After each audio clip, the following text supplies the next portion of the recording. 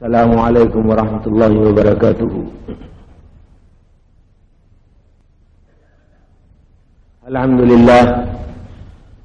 للہ حمدا کثیرا کما امر ونشهد ان لا الہ الا اللہ وحدہ لا شریک له ارغاما لمن جحد به وكفر ونشهد ان سيدنا ونبينا ومولانا محمدا عبده ورسوله سيد الخلائق والبشر صلی اللہ علیہ وعلى آلہ واصحابہ وبارک وسلم تسلیما کثیرا کثیرا الى یوم المحشر۔ اما بعد، اعوذ باللہ من الشیطان الرجیم، بسم اللہ الرحمن الرحیم۔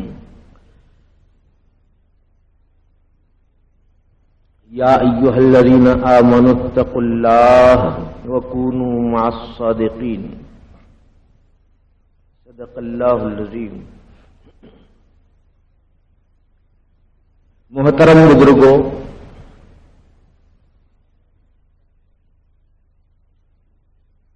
برادران اسلام،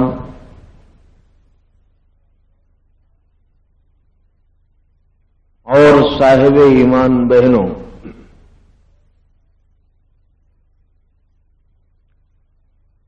یہ نشست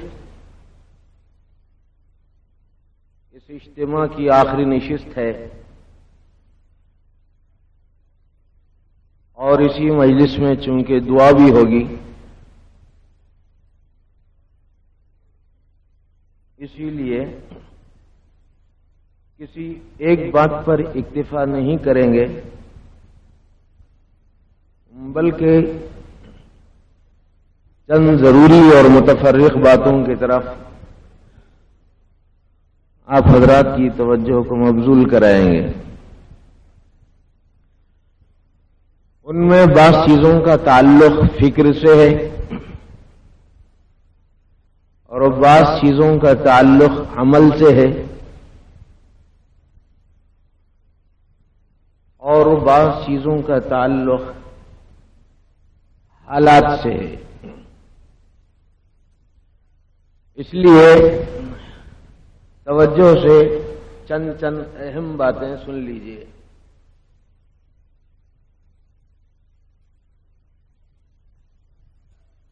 ہمارے روزمرہ کے جو مشاہدات ہیں، جو تجربات ہیں، معاشرے کے جو حالات ہیں، ان حالات میں معاشرے کی عمومی صورتحال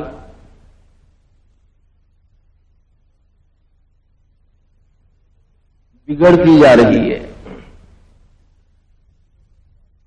لوگوں کو بہت سے عوارض جسمانی لاحق ہوتے ہیں، اور بے شمار وہ لوگ ہیں جن کو عوارض روحانی لاحق ہوتے ہیں۔ اس لیے عام طور پر بھائیوں اور بہنوں میں اس طرح کی تشویش رہتی ہے، عوارض آتے ہیں، امراض آتے ہیں، مصیبتیں آتی ہیں، پریشانیاں آتی ہیں، دکھ درد اور تکلیفیں آتی ہیں۔ لوگوں کے ذہنوں میں یہ رہتا ہے کہ اب یہ مصیبتیں مسلمانوں پر کیوں؟ بھئی ایک ایمان سے دور آدمی کے لیے مصیبت آ رہی ہے تو چلیے کچھ بات سمجھ میں آ رہی ہے۔ ایک آدمی توحید سے ہٹا ہوا ہے، یا ایک آدمی سنتوں سے ہٹا ہوا ہے، یا ایک آدمی حق سے ہٹا ہوا ہے، تو اب وہ مختلف قسم کی تکالیف کا شکار ہے، امراض میں مبتلا ہے، پیچیدگیوں میں گرفتار ہے۔ تو کچھ آدمی کو سمجھ میں آتا ہے کہ بھئی ہاں ٹھیک ہوگا، ایسا ہونا چاہیے تھا، لیکن یہ کیا بات ہے کہ میں نماز پڑھتا ہوں، میں روزہ رکھتا ہوں، میں زکوٰۃ نکالتا ہوں، میں حج کرتا ہوں، میں قربانی دیتا ہوں، میں تلاوت کرتا ہوں، میں دعا کرتا ہوں، اہل حقوق کے حقوق دیتا ہوں، ماں باپ کی تعظیم کرتا ہوں، استاذ کا احترام کرتا ہوں، پھر ایسی صورت میں یہ مصیبتیں کیوں آتی ہیں؟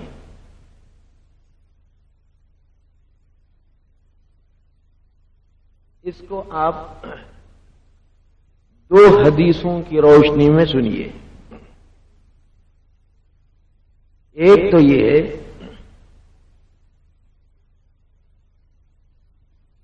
حضور اکرم صلی اللہ علیہ وسلم نے ارشاد فرمایا اذا احب اللہ عبدا، اللہ پاک جب کسی بندے کو اپنا محبوب بنانا چاہتے ہیں تو صب علیہ البلاء صبا، تو حق تعالیٰ اس کے اوپر مصیبتوں اور آزمائشوں کے طوفان کھڑا کر دیتے ہیں. کوئی موت کا سانحہ ہو جاتا ہے. یہ جو حالات جو آتے ہیں، والد صاحب رحمۃ اللہ علیہ فرماتے تھے یہ ہماری طبیعت کے تو خلاف ہوتے ہیں مگر تربیت کے خلاف نہیں ہوتے. حالات جو آتے ہیں وہ ہماری طبیعت کے تو خلاف ہوتے ہیں لیکن ہماری تربیت کے خلاف نہیں ہوتے. تو حق تعالیٰ جب کسی کو اپنا محبوب بناتے ہیں تو اس کو مصیبتوں کے شکنجے میں رکھتے ہیں، مختلف قسم کے حالات لاتے ہیں، تو اس سے گھبرانا نہیں. بزرگوں نے کہا ہے بلائیں تیر اور فلک کما ہے، بلائیں تیر اور فلک کما ہے، چلانے والا شہنشاہ ہے، چلانے والا شہنشاہ ہے، اسی کے زیر قدم اما ہے، بس اور کوئی مفر نہیں ہے. حضرت فرماتے تھے کہ ہم 2 روپے کا مٹی کا گھڑا، 5-10 روپے کا مٹی کا گھڑا یا کوئی برتن لینے کے لیے جاتے ہیں تو ٹھوک بجا کے دیکھتے ہیں، اور اتنی بڑی جنت اللہ پاک دینا چاہتے ہیں تو کیا اس صاحب ایمان اور صاحب اسلام کو کچھ آزمائیں گے یا نہیں آزمائیں گے؟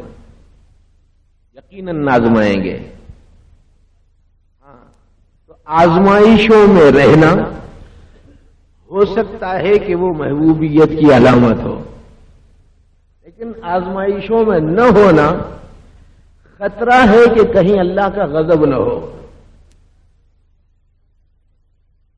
حضرت حکیم الامت رحمۃ اللہ علیہ نے لکھا ہے کہ فرعون کو 400 سال کی عمر ہوئی لیکن ایک مرتبہ بھی کم وقت کو سر میں درد نہیں ہوا.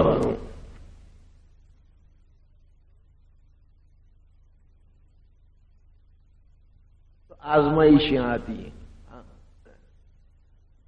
غموں کے حالات آتے ہیں.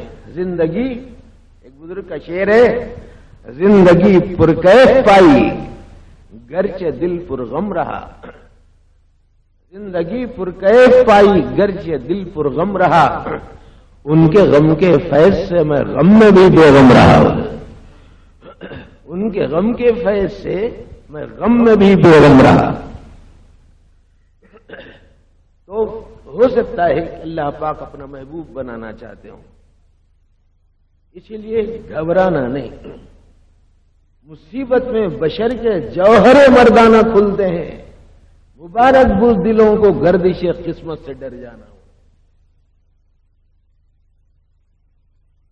دوسری حدیث سنانے کا خیال، وہ بھی بڑی اچھی حدیث ہے. جو حدیث سنائی میں نے غالباً وہ طبرانی حضرت انس رضی اللہ تعالی عنہ، اسی طریقے سے مسلم شریف وغیرہ کی بعض حدیثوں میں موجود ہے. ان العبد المسلم، تمام بھائیوں اور بہنوں سب کے لیے ہیں یہ حالات. ان العبد المسلم اذا اصیب مصیبہ،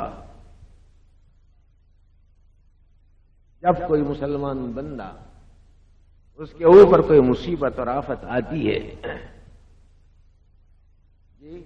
من شوقہ فما فوقہا، چاہے کانٹا چبھے یا اس سے کم زیادہ، الا حط اللہ سیئاتہ، مگر یہ کہ اللہ تعالیٰ اس کے گناہوں کو جھڑا دیتے ہیں. کما تحط الشجرۃ ورقہا، جیسے درخت پتوں کو جھڑا دیتا ہے.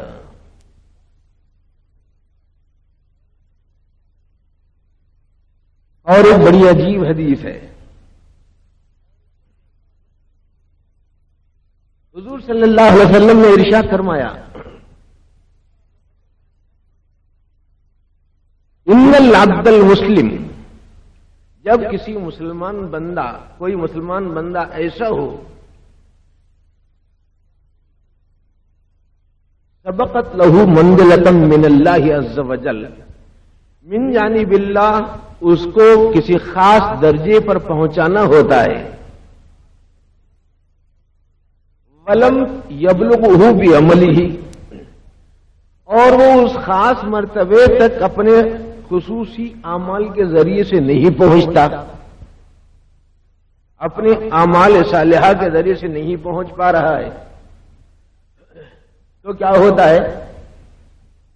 ابتلاہ اللہ فی جسدہ او فی مالہ او فی ولدہ، اللہ تعالیٰ اس کو آزمائش میں ڈال دیتے ہیں، یا تو وہ بلا اور آزمائش اس کے جسم پر لاتے ہیں، یا وہ بلا اور آزمائش اس کے مال میں لاتے ہیں، یا وہ بلا اور آزمائش اس کی اولاد میں لاتے ہیں، فی جسمہ او فی مالہ او فی ولدہ، ثم صبر علی ذلک، پھر وہ جب وہ ان تمام مصائب پر وہ صبر و ثبات سے کام لیتا ہے، حتی تبلغہ تلک المنزلہ التی سبقت لہ من اللہ عز وجل، یہاں تک کہ اللہ پاک اس کو اس منزلے پر اس منزل اور درجے تک اس کو پہنچا دیتے ہیں جس منزل پر پہنچنا اس کے لیے اللہ نے اپنے کرم سے مقدر کر دیا ہے. تو میرے دوستو یہ ہے ایک بات یاد رکھنے کی. دوسری بات آپ حضرات سے عرض کرنے کی ہے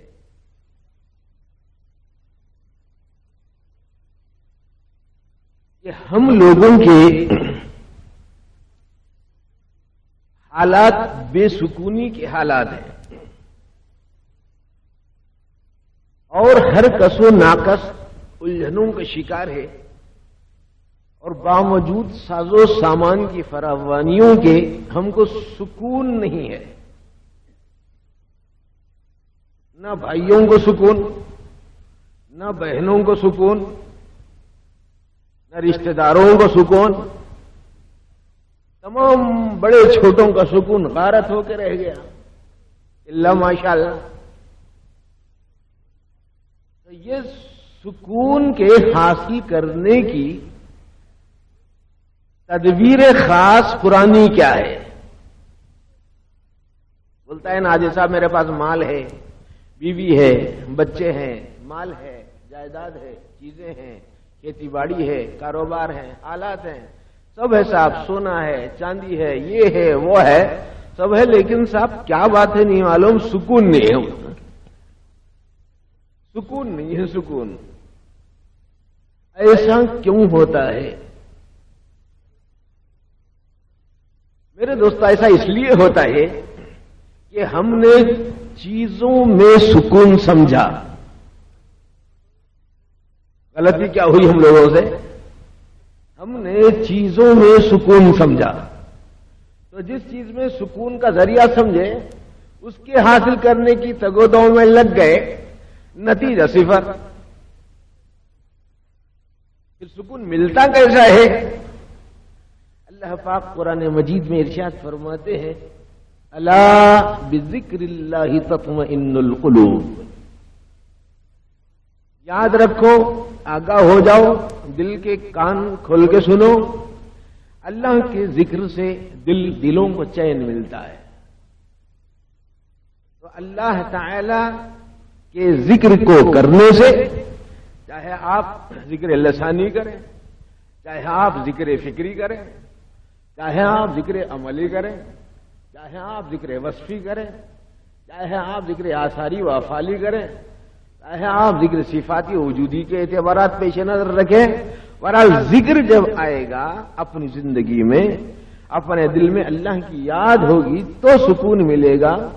اور ذکر نہیں ہوگا تو آپ لاکھ کما لیجئے، کروڑ کما لیجئے، 10 کروڑ کما لیجئے، ارب ارب کما لیجئے، میرے دوستو سکون نام کی کوئی چیز ہم کو اور آپ کو نہیں مل سکتی، اس لیے کہ قرآن کا فیصلہ قطعی ہے۔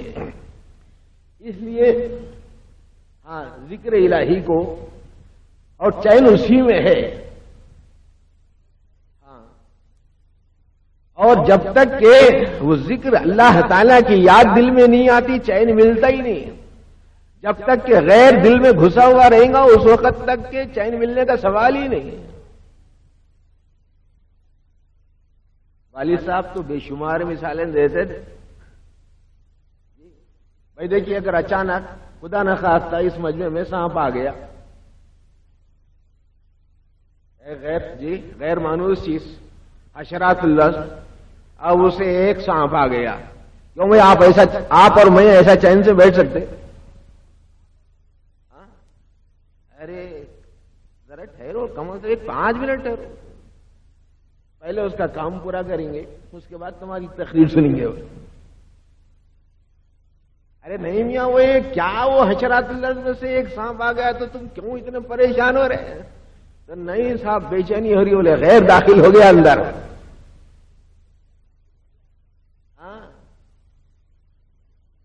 اسی طرح میرے دوست اولیاء اللہ فرماتے ہیں جیسے غیر اندر داخل ہو گیا تو بے چینی ہوتی نا، ایسے یہ دل میں بھی کتنے کی غیراں بیٹھ کے ہے وہ لوگ۔ یہ اصل بے چینی کا اصل قصہ یہ ہے۔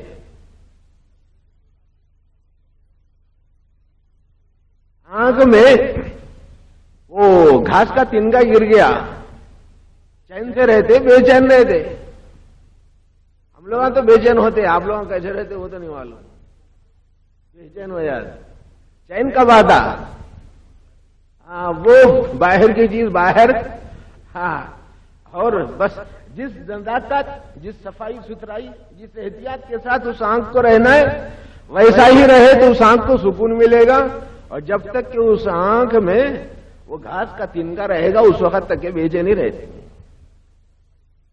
ایسے ہی میرے دوست اولیاء اللہ فرماتے ہیں کہ ہمارے دلوں میں ابھی بہت سے گھاس کے تنکے جمع ہو گئے رہے، ذرا ہٹا لو، نکال لو، نہیں تو سکون ملنے والا نہیں ہے۔ دیکھو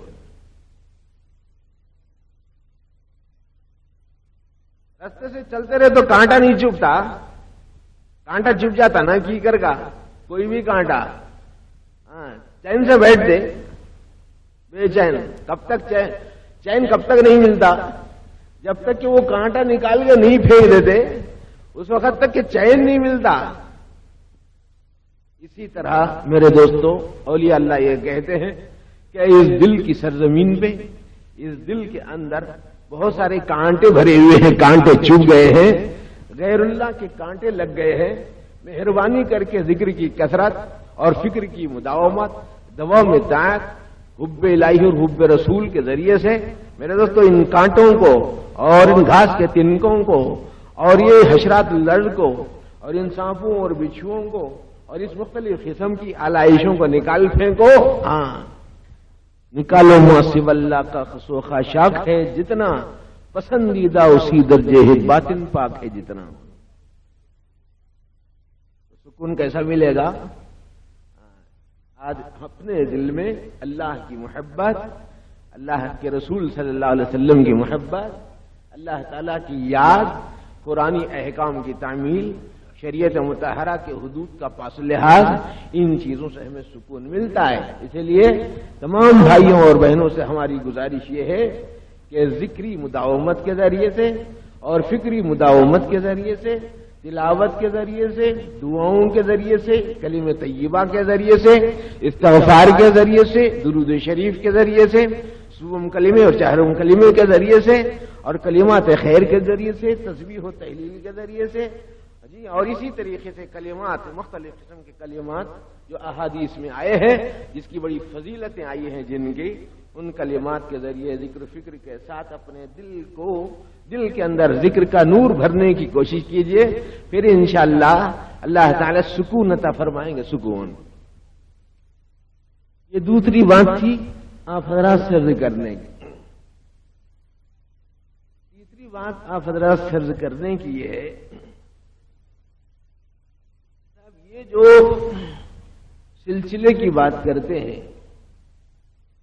اور اولیاء اللہ کی تعلیم کی بات کرتے ہیں اور ولایت کی بات کرتے ہیں، اس ولایت کے اندر کچھ نسبت کی بات کرتے ہیں، یہ تعلق مع اللہ، تعلق مع اللہ، ولایت نسبت مع اللہ کہتے ہیں. یہ کیا ہوتی ہے؟ یہ نسبت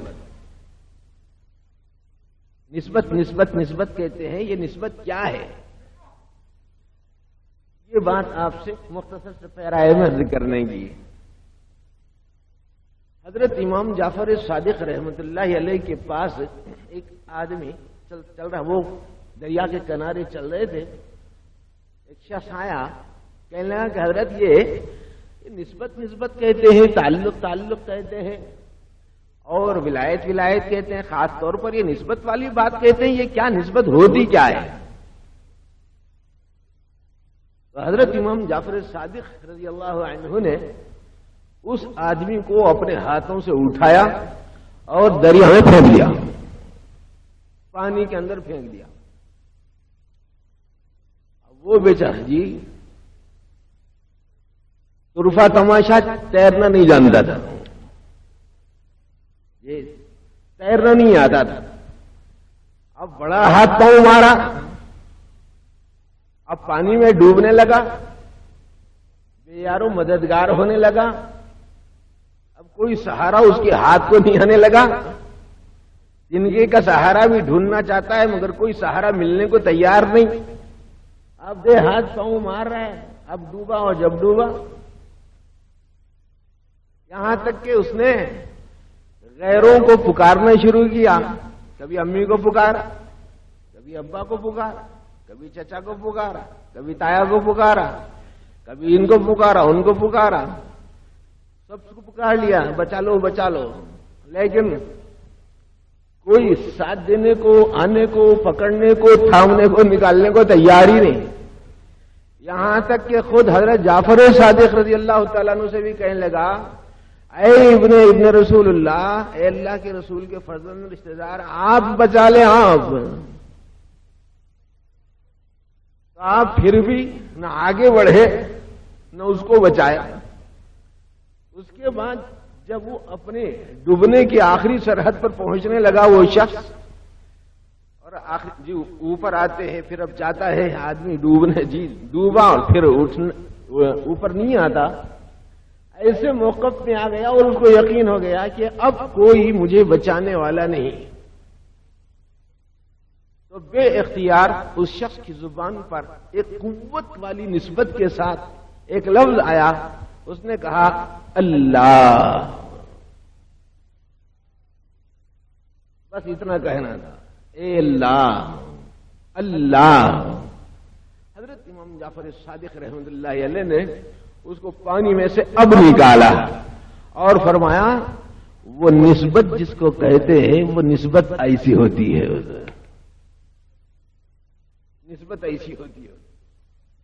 یاد رکھنا، اس نسبت کی حفاظت کرنا، مرتے دم تک اس نسبت کی حفاظت کر. اس کو تعلق مع اللہ کہتے ہیں. کہاں غیر کی طرف جھانک رہے ہیں؟ غیر کی طرف جھانکنا تو اپنے سلسلے میں جرم ہے.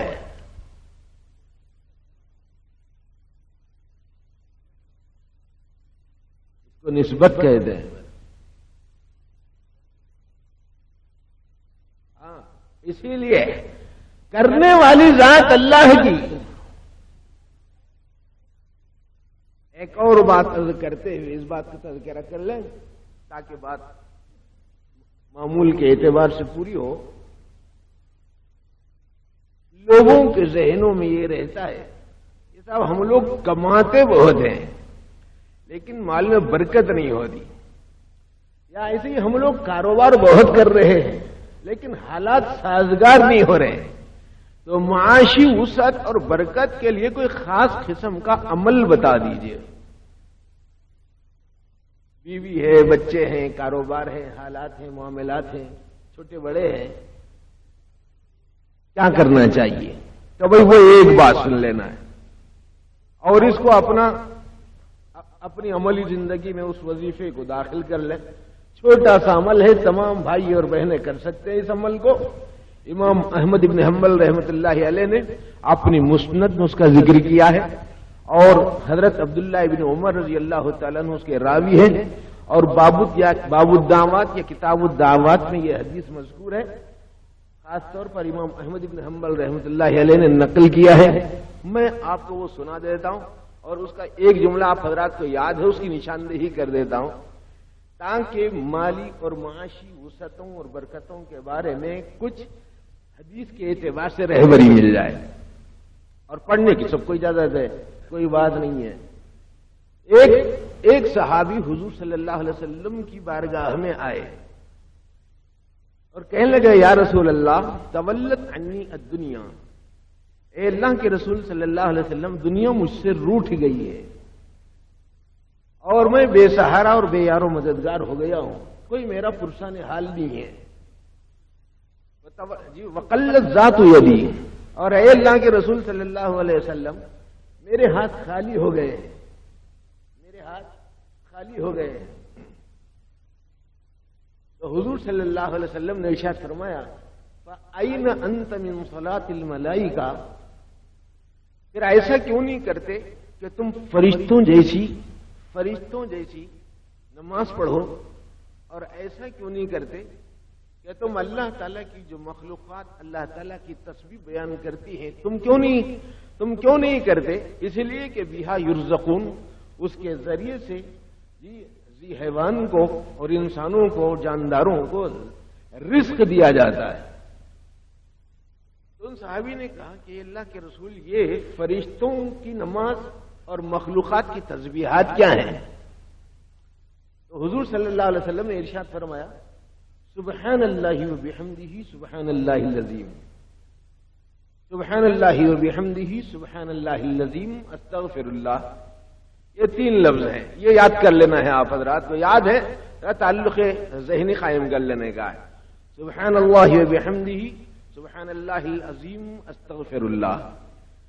فرمایا کہ یہ 3 جملے 100 مرتبہ پڑھنا ہے، 100 مرہ، 100 مرتبہ پڑھنا ہے۔ کب؟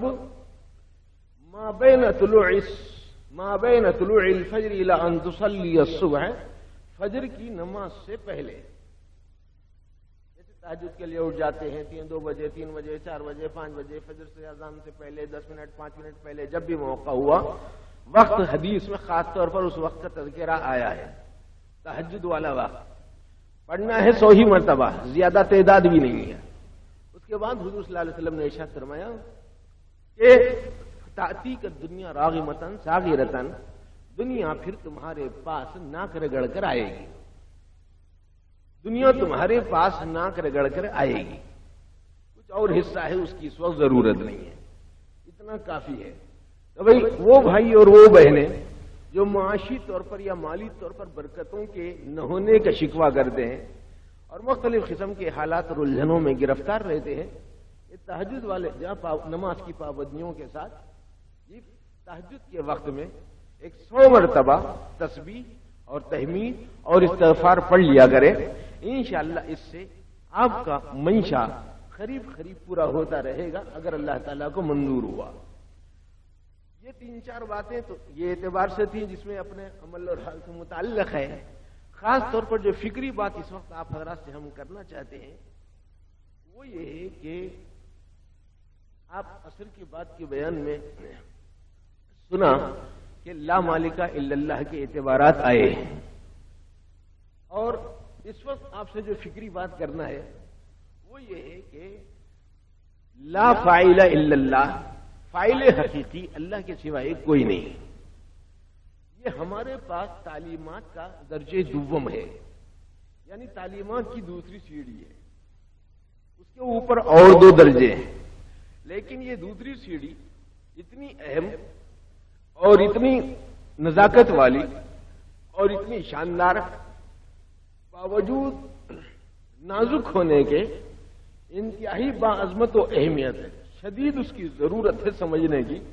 اس کے بغیر توحید فی الافعال ہمارے ہاتھ کو نہیں لگتی، اسی لیے توحید فعلی کو حاصل کرنے کے لیے یہ چند باتیں ضرور ذہن میں رکھیں، اور اسی کو اپنے ماں باپ کی اوقات کے اعتبار سے اپنے ذکری اور فکری مضامین اس کو بناتے رہے.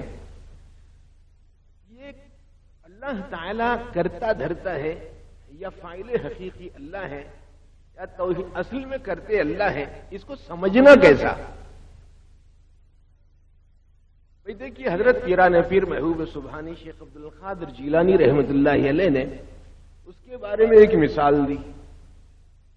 سادہ مثال ہے، سب کو سمجھ میں آ جائے گی فوراً. دیکھو بھئی، غور سے سنیں گے تو یہ مثال سمجھ میں آئے گی، ورنہ مشکل ہوگی تھوڑی سی بات سمجھنے میں.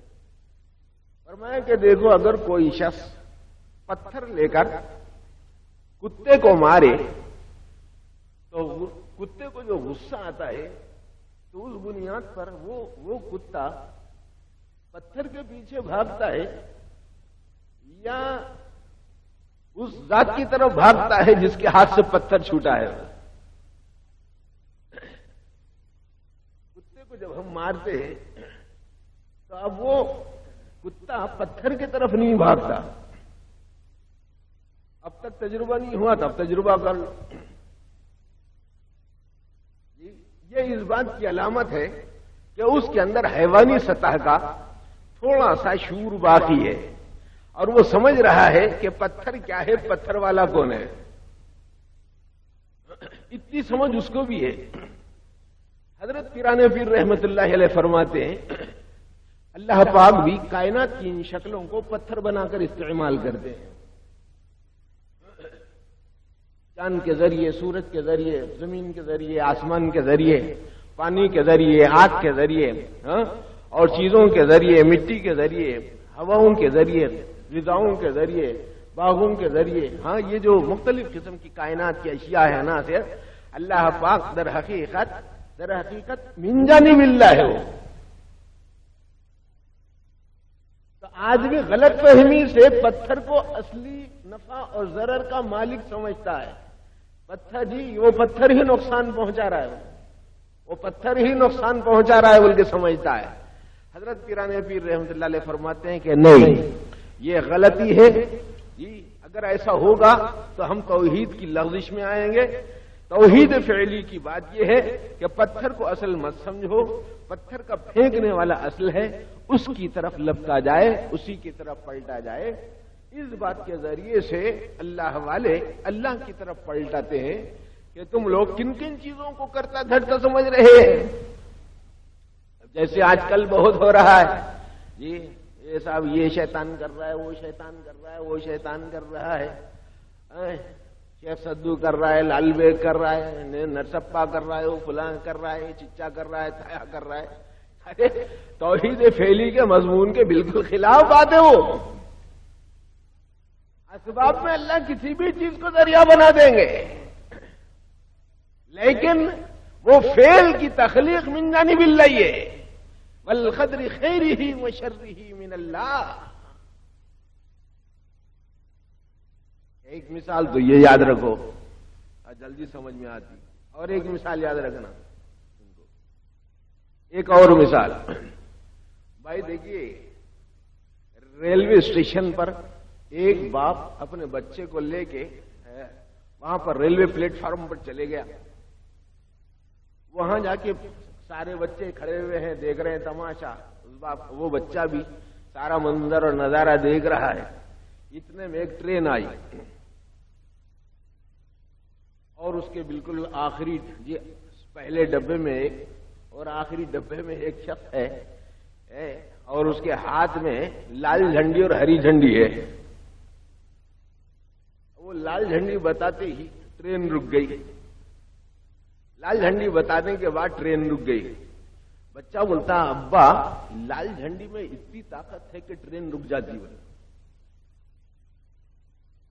لال جھنڈی میں اتنی طاقت ہے کہ ٹرین رک جاتی ہے اور ہری جھنڈی میں اتنی طاقت ہے کہ ٹرین چل جاتی ہے. صحیح ہے یہ شعور، اس کو بچپنا نہیں بولتے. مگر ہم لوگوں کا حال بچپن میں بھی وہی، 55 میں بھی وہی.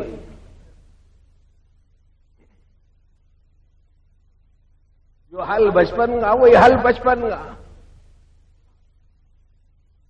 وہ بچے کا شعور، لال جھنڈی روک دیتی، ہری جھنڈی کر دیتی، کوئی شعور ہے وہ؟ جہالت بولتے ہیں۔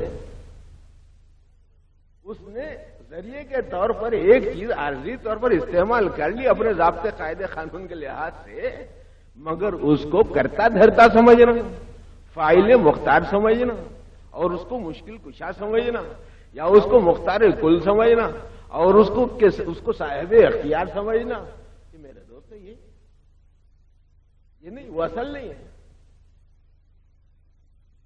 اور پھر اصل کون؟ ارے اصل کون صاحب؟ اصل ڈرائیور بولے ایسا۔ اچھا اگر انجن نہ ہو تو ڈرائیور صاحب چلاتے تو بعض کی نظر جا کر جھنڈیوں پہ رک جاتی، اور بعض کی نظر جا کر ٹرین کے ڈبوں پہ رک جاتی، اور بعض کی نظر جا کر ڈرائیور پر رک جاتی، اور بعض کی نظر جا کر انجن پہ رک جاتی، اور بعض کی نظر جا کر بھاپ پہ جا کے رک جاتی۔ مگر اس کو یہ معلوم ہونا چاہیے اس بھاپ کا بھی کوئی پیدا کرنے والا بہت بڑا ہے، سب سے بڑا، سمجھ رہے؟ یہ ان راستوں کو صاف کرو۔ اس توحید کے پیغام کو دیا حضرت ابراہیم علیہ السلام نے۔ کیا کہا؟ چاند تارا مخلوق ہے، میں اس کی عبادت نہیں کرتا۔ چاند مخلوق ہے، اس کی عبادت نہیں کرتا۔ سورج فانی ہے، میں اس کی عبادت نہیں کرتا۔ میں ان سارے پردوں کو چاک کر کے اس ذات کی طرف دعوت دیتا ہوں جو ہم لوگ انی وجہت میں پڑھتے ہیں، انی وجہت وجہی للذی فطر السماوات والارض حنیفا وما انا من المشرکین۔ اسی واسطے اللہ حضرت محدث دکن عبداللہ شاہ صاحب رحمۃ اللہ علیہ نے یہ بات لکھی ہے، اللہ میاں کا یہ بڑا کرم ہے۔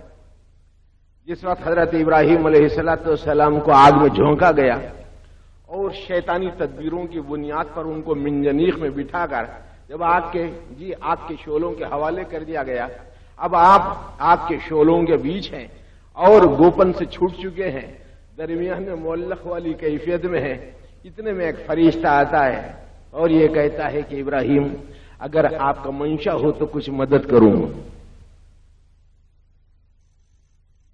تو آپ نے کیا فرمایا کہ ہاں ضرورت تو ہے۔ کیا کہا؟ اللہ کا حاجہ یا ابراہیم، اے ابراہیم آپ کو کچھ حاجت تو ضرورت ہے؟ تو فرمایا کہ ہاں ہے لیکن آپ سے نہیں۔ ہاں ہے، نعم لی حاجہ ولکن لیست منکا، لیکن آپ سے نہیں۔ بولے پھر کس سے ہے؟ بولے میں اس ذات کی طرف متوجہ ہوں، اگر وہ مجھے اس وقت جلا کے راکھ کرنا چاہتا ہے تو جلنے کو تیار ہوں، راگ بنانا چاہتا ہے تو راگ بننے کو تیار ہوں، اور اگر وہ مجھے بچانا چاہتا ہے تو آپ کی ضرورت نہیں ہے، بازو ہٹیے۔ اچھا اس عظیم نسبت کا فائدہ کیا ہوا؟ اس عظیم نسبت کا فائدہ یہ ہوا کہ اللہ پاک نے پھر کسی فرشتے کو نہیں بھیجا، رات آگ کے اوپر وہی اتاری، یا نار کونی بردم وسلام علی ابراہیم۔ فرشتے کو استعمال نہیں کیا۔ میرا خلیل جب وہ مجھے ان راستوں اور واسطوں سے ہٹا کر اتنے رب جلیل کو پکار رہا ہے، اس عظیم نسبت کا حوالہ دے رہا ہے، تو مجھے شرم آتی ہے کہ کسی غیر کو درمیان میں رکھوں۔ اللہ نے رات آپ کو حکم دیا، یا نار کونی بردم وسلام علی ابراہیم۔ میرے دوستو یہ توحید کی نسبت کا فیضان ہے۔ ہاں بھائی کرتا دھرتا اللہ پاک ہے، لیکن بعض مرتبہ کیا ہوتا ہے آدمی اسباب میں گم ہو کے رہ جاتا ہے۔ والد صاحب رحمۃ اللہ علیہ فرماتے تھے ایک نادان آدمی کھڑا ہوا ہے اور ایک بادشاہ کرسی کے اوپر براجمان بیٹھا ہوا ہے، سامنے میز ہے اور اپنے ہاتھ میں سونے کا قلم لیا ہوا ہے اور بہترین کاغذ کے اوپر لکھ رہا ہے، میں نے اس شخص کو یہ چیز دے دی، میں نے اس شخص کو وہ چیز دے دی، میں نے فلاں شخص کو فلاں چیز دے دی۔ اتنا اتنے میں ایک نادان آدمی یہ کہنے لگا، اوہو قلم مختار ہے چلنے میں نہ چلنے میں، دینے میں نہیں دینے میں، اوہو قلم مختار ہے چلنے میں نہیں چلنے میں، دینے میں نہیں دینے میں. صحیح ہے. اب وہ قلم کے اطراف طواف کرے تو صحیح ہے. قلم ہی ہے جو کچھ ہے. ارے بھائی وہ قلم جس ہاتھ میں ہے وہ ہے اصل ذات، اس کی آفت ہوتی ہے ہمارے اس سلسلے میں. اس ذات تک وہ ہے رسائی. کائنات کی شکلوں کو اللہ پاک قلم کی طرح استعمال کرتے ہیں. وہ کائنات کی جس شکل سے چاہے جو چاہے کام لے، ان کے غلبے اور اختیار میں کسی کو کوئی دخل نہیں. توحید فعلی کی نسبتوں کو درست کرنا، کم سے کم اتنا تو سمجھنا. ہاں ٹوٹی سے ٹوٹی پانی دیتی، ٹاکی پانی دیتی. اگر ٹوٹی پانی دیتی ہے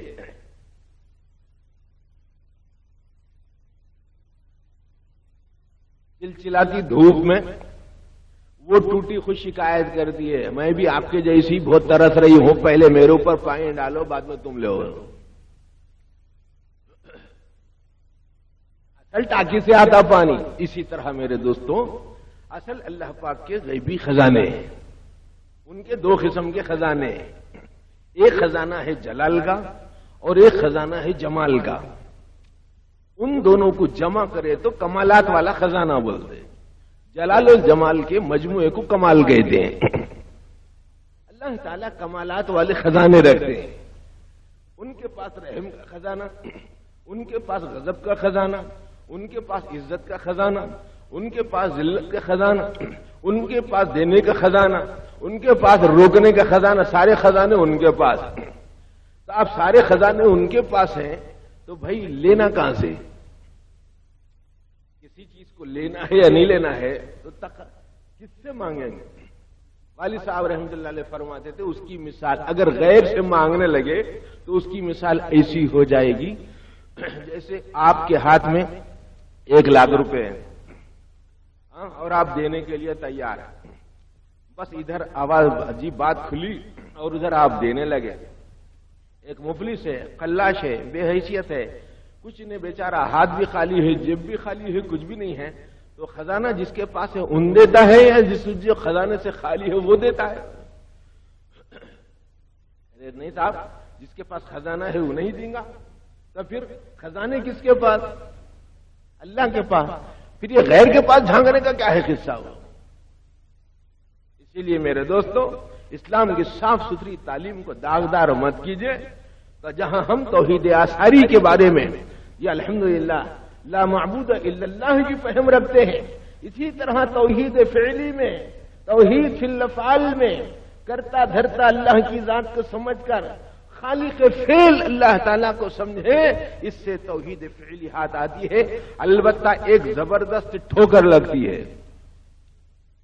کیا سب کچھ انوج کرتے نا مل صاحب؟ او پھر میں شراب پیا تو کون بول کے ڈالتا شکر کوٹ گولی. سب انوج کرتا بولے نا جی ہاں کرتا. تو پھر قتل کر دیا کون کرے؟ ظلم کرا کون کرے؟ شراب پیا کون کرے؟ برائی کے اڈوں پہ لے گیا کون لے گئے؟ ایسے ہی بیچار کسی مرید بیچارے کو وہ توحید فعلی جس کی کچی تھی، اسی قسم کا ذرا کچے پکے قسم کا آدمی تھا، پورا پکا نہیں تھا، کچے قسم کا آدمی. ایک باغ کے پاس پہنچا، اس کے بعد جام کا باغ، جام کے جھاڑ پہ چڑھ گیا. اب اس کے بعد توڑ رہا ہے کھا رہا ہے، توڑ رہا کھا رہا، توڑ رہا کھا رہا، پھینکنا ہے تو پھینک رہا ہے، دینا ہے تو دے رہا ہے، کھانا ہے تو کھا رہا ہے. اتنے میں باغ کا مالک آیا، آ کے کہنے لگا ارے کون ہے رے اوپر؟ کون ہے کیا؟ میں کون تو کون رے؟ جھاڑ کس کا؟ باغ کس کا؟ جام کس کا؟ آم کس کا؟ کون کھاتا کون کھلاتا؟ سب اس کا.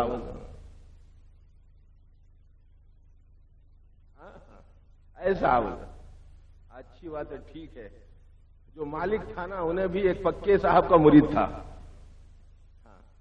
ان کیا کرا, رسی لے لیا, اس کو جھاڑ پہ سے اتارا اور اس کو جھاڑ کو بند دیا.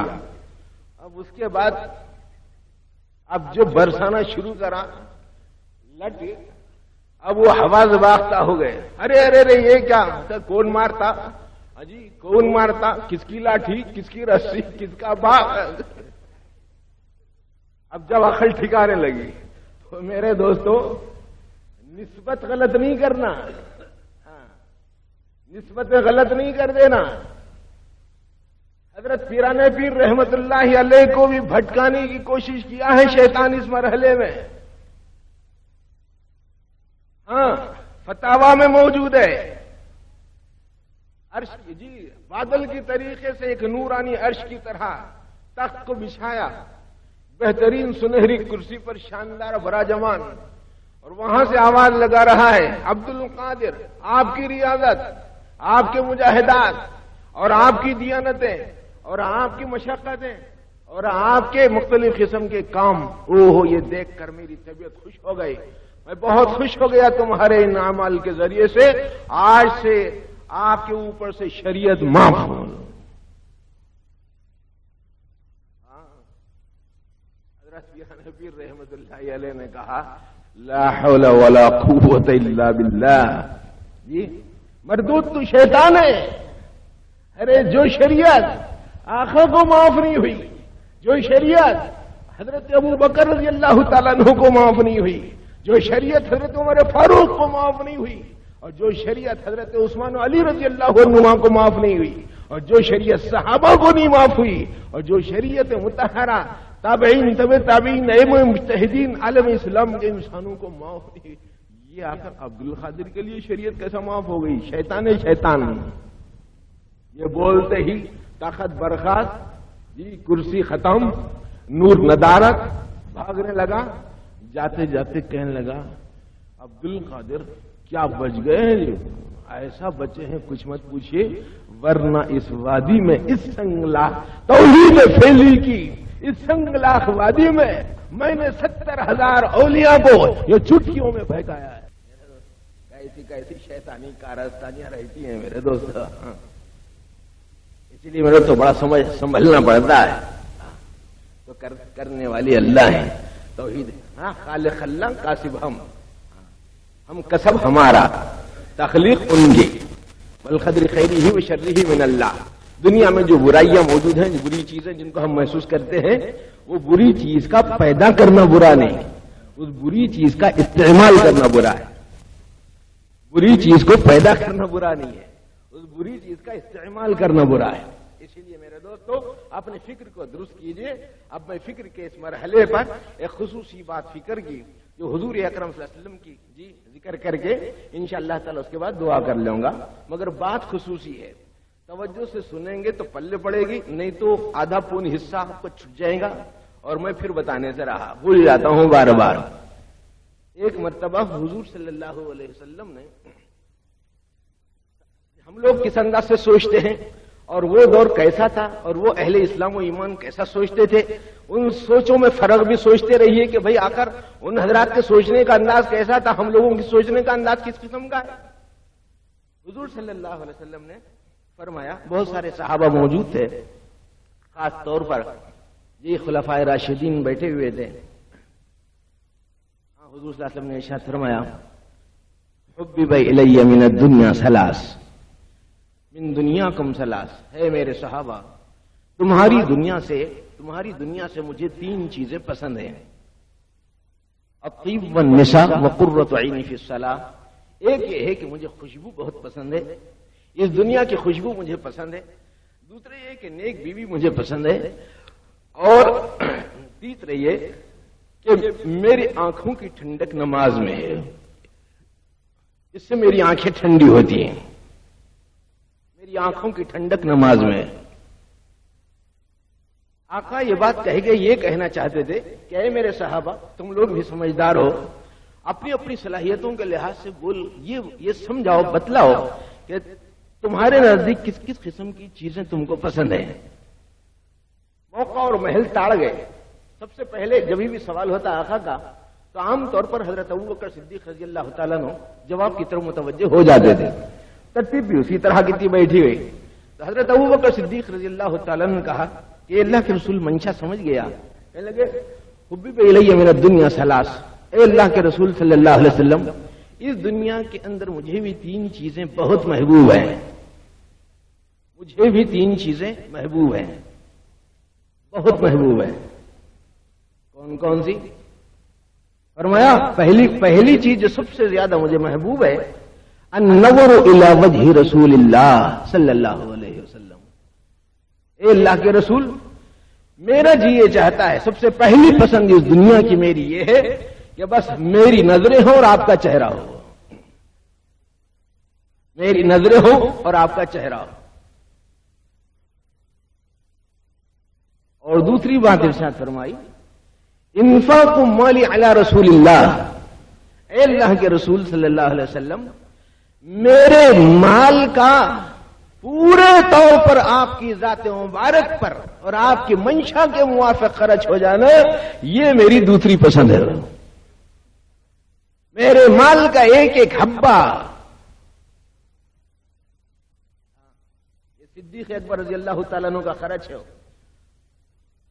حضرت شیخ شبلی رحمۃ اللہ علیہ سے کسی نے پوچھا حضرت 20 روپے میں زکات کتنی؟ تو فرمایا کہ 20.5 روپے. ارے 20 روپے میں سے زکات کتنی بولے تو 20.5 روپے آٹھا نے بولتا ہے 20.5 روپے. لوگ پریشان بولے صاحب وہ کیسا جی؟ حضرت ابوبکر صدیق رضی اللہ تعالیٰ عنہ پورا خرچ کرے نہیں کرے تو خرچ کر دیا تو ہو گیا نا خرچہ. وہ ہے اصل زکات. بولے پھر آٹھا نے بڑھائے گئے کو تو فرمایا تم جمع کئی کو کرے اس کا جرمانہ ہے. تم جو جمع کرے اس کا جرمانہ ہے وہ مزید آٹھا نے. تو حضرت صدیق اکبر رضی اللہ تعالی نے کہا انفاق مالی علی رسول اللہ. اس لیے میرے دوست حضرت ابوبکر صدیق رضی اللہ تعالیٰ عنہ کے پاس بہت بڑے لکھپتی کروڑ پتی تھے. ہاں 40,000 سے زیادہ دراہم اور دینار اور اشرفیاں آنکھوں کی ذات مبارک پر سرکار کے ایما اور اشارے پر یہ پانی کی طریقے سے بہانے والے ہیں حضرت ابوبکر صدیق رضی اللہ تعالی عنہ.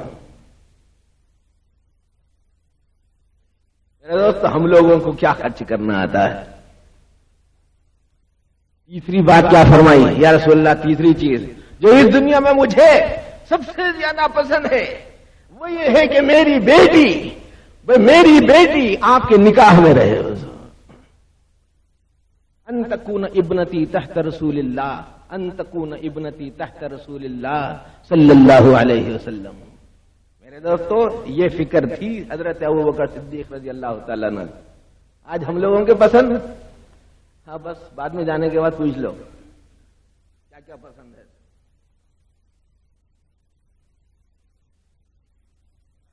حضرت صدیق اکبر کی باری ہو گئی. اب باری آ گئی عمر رضی اللہ تعالیٰ عنہ ہوں گی. انہوں نے کہا کہ حبب یا رسول اللہ حبب الیہ من الدنیا ثلاث. اللہ کے رسول مجھے بھی دنیا میں 3 چیزیں پسند ہیں. 3 چیزیں پسند. ایک الامر بالمعروف، امر بالمعروف. دوسرے النہی عن المنکر. اور تیسرے جی سادہ کپڑے. سادہ کپڑے. تشریحات کا موقع نہیں، ضرورت ہی نہیں اس کی. حضرت عثمان رضی اللہ تعالیٰ عنہ متوجہ ہو گئے. کہنے لگے یا رسول اللہ مجھے بھی دنیا کی 3 چیزیں محبوب ہے. حبب الیہ من الدنیا ثلاث. 3 چیزیں محبوب ہیں. 3 چیزیں. ایک اشباع الجیعان.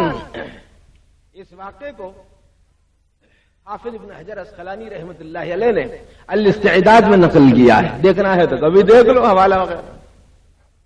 حضرت عثمان رضی اللہ تعالیٰ عنہ نے کہا اشباع الجیعان. یا رسول اللہ میری خواہش اول یہ ہے کہ بس غریب آتا رہے اور میرے گھر میں کھاتا رہے اور وہ سلسلہ ختم نہ ہو. کوئی بھی بھوکا میری نظر میں آئے تو میری عین خواہش ہوتی ہے کہ کاش اس کا پیٹ بھر جائے اور میں اس کے لیے ذریعہ بن جاؤں. اشباع الجیعان. دوسری بات کسوت العریان. یا رسول اللہ دوسری خواہش یہ ہے کہ دنیا میں کوئی انسان مجھے ننگا نظر نہ آئے، اور جہاں کوئی برہنگی دیکھوں وہاں پر جی چاہتا ہے کہ کپڑوں کے وہاں بارے نیارے کر دوں، اور دنیا میں کوئی انسان بھی جی برہنا اور ننگا نہ رہے. میری خواہش یہ ہے. حضرت پیران پیر رحمۃ اللہ علیہ بھی روزانہ نیا جوڑا پہنتے تھے، روز ڈیلی ورک نیا جوڑا پہنتے تھے، اور دوسرے دن وہ اتارا اور غریب کے حوالے کر دیا.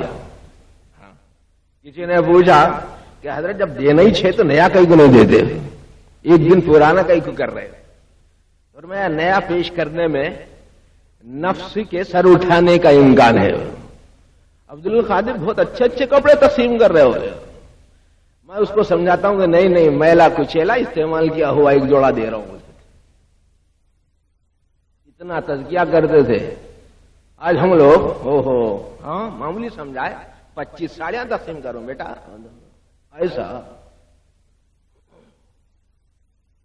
تیسری بات حضرت عثمان رضی اللہ تعالی عنہ فرمایا تیسری چیز ہے اللہ کے رسول مجھے جو پسند ہے وہ ہے تلاوت القرآن. تلاوت القرآن. سرکار خواہش یہ ہے کہ بس قرآن کھلا رہے، آنکھوں سے دیکھتا رہوں، زبان سے حروف ادا کرتا رہوں، بشارت کی آیتوں پر خوش ہوتا رہوں اور نظارت کی آیتوں پر روتا رہوں. بس تلاوت قرآن میں مصروف رہوں یہاں تک کہ زندگی کی آخری خواہش جبکہ آپ کے گھر کے اوپر حملہ کرنے لگے تو آپ اس حال میں تھے کہ قرآن مجید کی تلاوت کر رہے تھے، اور آپ کے قتل ہونے کے بعد آپ کے جسم کا خون کا خطرہ جس آیت قرآنی کے اوپر پڑا وہ آیت فَسَيَكْفِيكَهُمُ اللَّهُ وَهُوَ السَّمِيعُ الْعَلِيمُ والی آیت ہے. اس کو تلاوت کا ذوق کہتے ہیں میرے دوست. ہم لوگ تلاوت کا ذوق کیا جانتے؟ ادب کرنا نہیں جانتے کلام کا، تو تلاوت بہت اہتمام سے کرنا تو بہت دور کی بات. سلطان میں حضرت خواجہ معین الدین چشتی اجمیری اس واقعے کو صباح الدین عبد الرحمان نے اپنی کتاب بزم صوفیہ نام کی ایک کتاب ہے جو 700-800-900 صفحات کی کتاب ہے، اس میں حضرت چشتی اجمیری کے بہت سارے حالات لکھے ہیں رحمت اللہ علیہ. ان کا ایک واقعہ ذیلی طور پر اس ضمن میں جوڑ دیتا ہوں تاکہ بات ذرا مربوط ہو جائے. حضرت چشتی اجمیری رحمت اللہ علیہ نے سلطان محمود غزنوی کو خواب میں دیکھا. کہا کہ تمہارے ساتھ کیا معاملہ ہوا؟ تو سلطان محمود غزنوی نے کہا کہ معاملہ یہ ہوا کہ میرے ساتھ رحم کیا گیا. آپ نے فرمایا کہ کوئی خاص وجہ؟ بڑے بڑے کام کیے دنیا کے اندر، رفاہ عام کے کام، بادشاہت کے کام، اور یہ کام اور وہ کام وغیرہ، یہ سرداریوں کے کام، مخلوق خدا کے رفاہ عام کے کام، پتہ نہیں. تو اس نے یہ بات کہی کہ ایک عجیب بات پیش آئی تھی دنیا میں. زندگی کے اندر دنیاوی زندگانی میں ایک دوست نے مجھے دعوت دی رات کے وقت، میں اس کے پاس کھانے کے لیے چلے گیا. جب شام میں کھانا کھا چکا تو اس دوستانہ تعلقات کی بنیاد پر اس گھر کے مالک نے، دوست نے یہ بات کہی کہ میرے پاس آرام کرو، میرے پاس آرام کر لو. میں نے اس ہاں بھر دی. جب آرام کرنے کے لیے بستر وغیرہ ڈالنے کی کوشش کی گئی تو میں لیٹنے کی تیاری کر رہا تھا. اب پیر پھیلانے کو تھا اور پیٹھ زمین کو لگانے کو تھا. کیا دیکھتا ہوں کہ پائیں تھی قرآن مجید کے کچھ پھٹے ہوئے اوراق محراب میں رکھے ہوئے. قرآن کے پھٹے ہوئے اوراق جی پائیں تھی طرف جی محراب میں رکھے ہوئے. فوراً اپنے پاؤں کو بغیر پھیلائے اسی طرح سمٹے رہے. اس کے بعد کہا کہ نہیں یہ بات بے ادبی ہوگی کہ پھٹے ہوئے قرآن کے اوراق کی طرف میں اپنے پاؤں پھیلاؤں، یہ بات مناسب نہیں. کسی حشم خدم کو، کسی خادم وغیرہ سے کہہ دیں گے کہ وہ اوراق وہاں سے ہٹا دیں اور پھر تاکہ میں اطمینان سے آرام کر سکوں. اب وہ اس خیال میں تھے کہ ایسا کہہ کے جو وہاں سے کاغذ ہٹوا دیں گے، اوراق ہٹا دیں گے. لیکن اس کے ساتھ پھر دوسرا خیال سلطان محمود غزنوی کو ستایا، اور وہ یہ تھا کہ اے محمود غزنوی، اپنے پاؤں پھیلانے کو، اللہ کے کلام کو اپنی جگہ سے ہٹا رہا ہے، یہ کون سا ادب ہے؟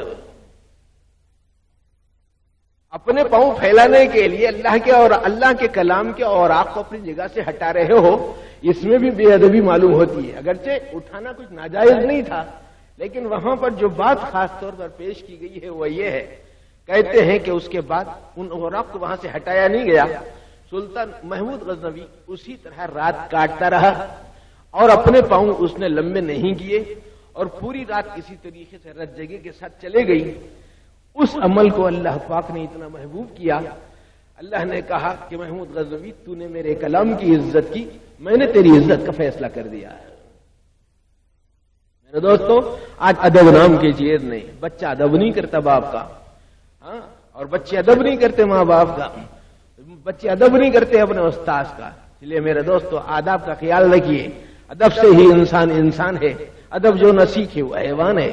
تو تلاوت قرآن، اس کے بعد حضرت چشتی اجمیری رحمت اللہ علیہ کے اندر قرآن مجید کی تلاوت کا جذبہ اتنا بڑھا کہ زار و خطار روتے تھے اور ایسا محسوس ہوتا تھا کہ جیسے اب وہ آنسوؤں میں نہا جائیں گے، اور روزانہ 2 قرآن مجید ختم کرنے کا اہتمام کرتے تھے، کوشش کرتے تھے۔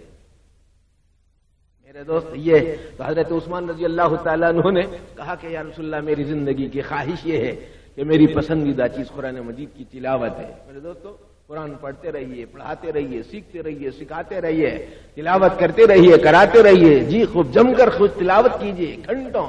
حضرت بھی اپنی زندگی کے آخری حصے میں ماشاءاللہ فجر سے لے کر ظہر تک مسلسل تلاوت کا اہتمام کرتے تھے، درمیان میں حریرہ پیتے تھے۔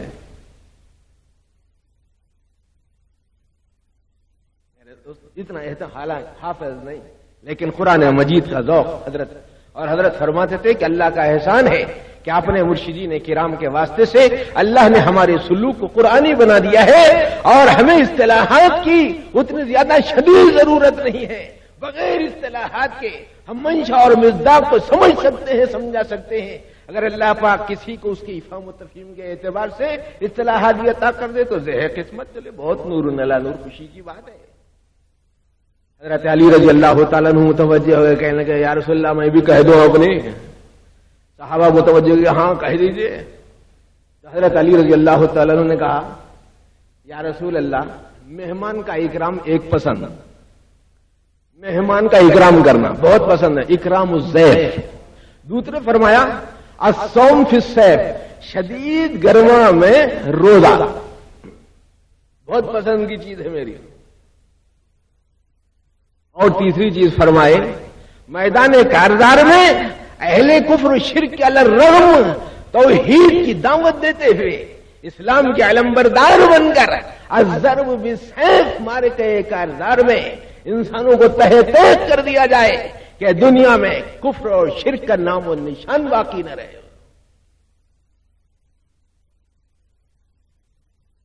اتنے میں حضرت جبرائیل علیہ السلام آئے، آ کے کہنے لگے کہ یا رسول اللہ، اللہ پاک نے سلام سنایا ہے اور یہ فرمایا ہے کہ آپ مجھ سے یہ پوچھیں کہ اگر میں دنیا والوں میں سے ہوتا تو میں کون سی چیزیں پسند کرتا ہوں؟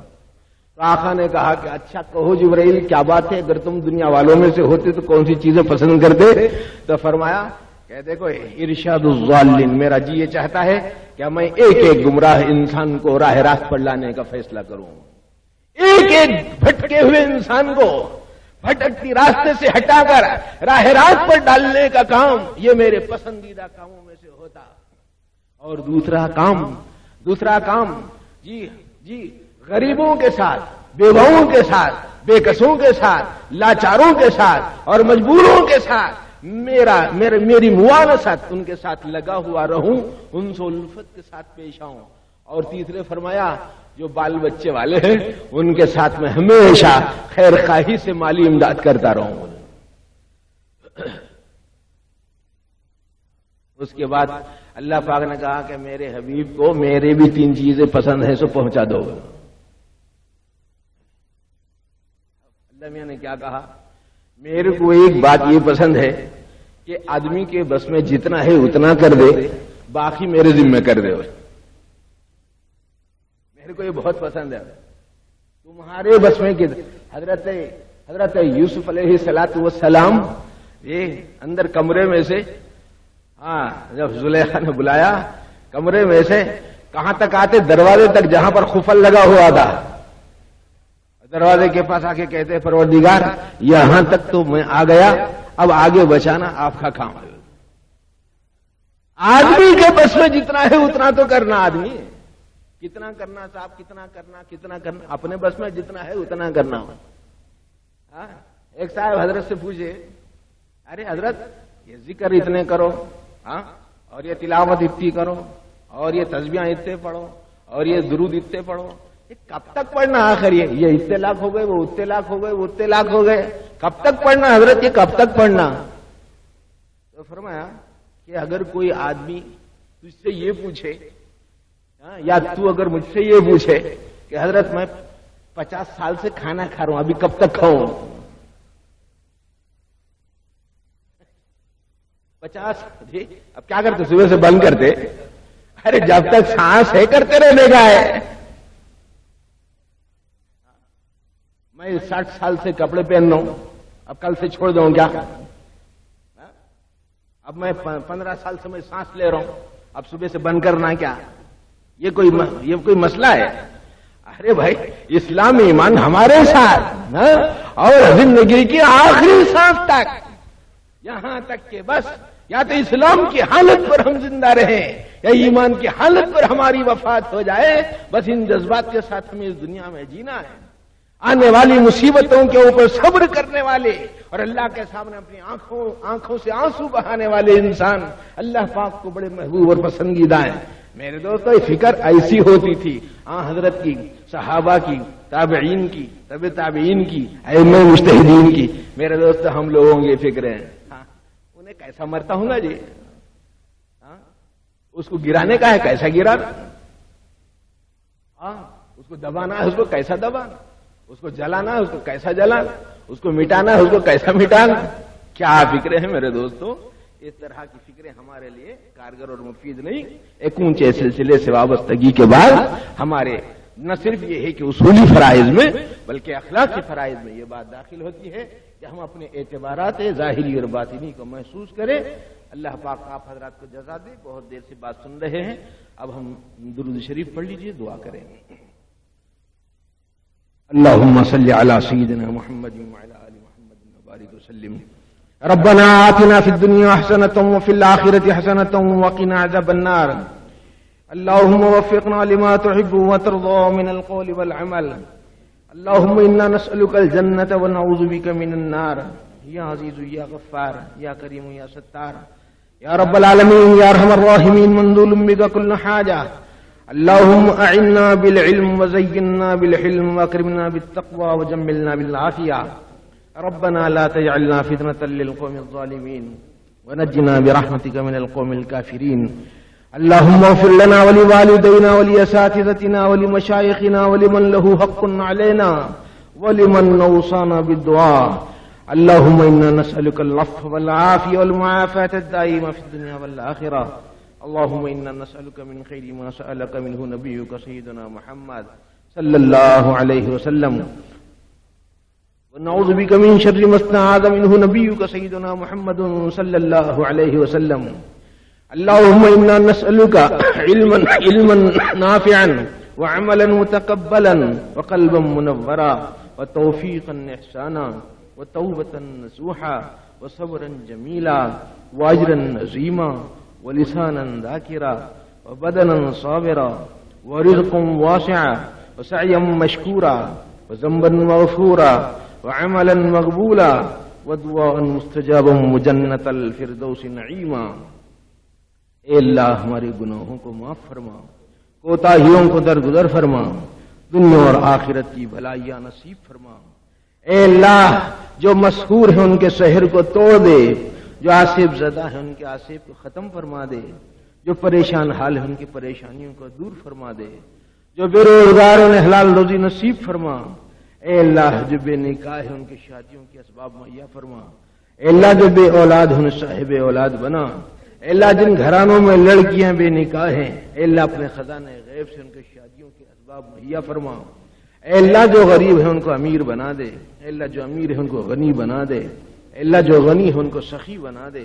اے اللہ جو سخی ہیں ان کو متقی بنا دے، اے اللہ جو پرہیزگار اور متقی ہیں اللہ ان کو اخلاص نصیب فرما، اے اللہ جن میں اخلاص ان میں استقامت کی دولت نصیب فرما، اے اللہ ہم کو دعا مانگنا نہیں آتا، جنہوں نے دعاؤں کے لیے کہا ہے یا لکھا ہے یا کسی طرح کی جائز توقع رکھتے ہیں، اللہ ان تمام کے مقاصد حسنہ کو پورا فرما، اللہ مقروضین کے قرضوں کی ادائیگی کی شکلیں پیدا فرما، اے اللہ اے اللہ اللہ جو گھرانے ذکر الہی سے خالی ہیں اللہ ان گھرانوں کو ذکر سے معمور فرما، اے اللہ جو گھرانے تلاوت سے خالی ہیں اللہ ان کو تلاوت قرآن کے انوار سے معمور فرما، اے اللہ جن گھرانوں میں لڑکے شریر ہیں اے اللہ ان کے اندر سلامت روی نصیب فرما، اے اللہ جو بچے بے ہدایت ہیں اللہ ہدایت سے سرفرازی فرما، اللہ دنیا اور آخرت کا خیر مقدر فرما، ایمان کامل اور یقین صادق عطا فرما، اے اللہ سچی اور پکی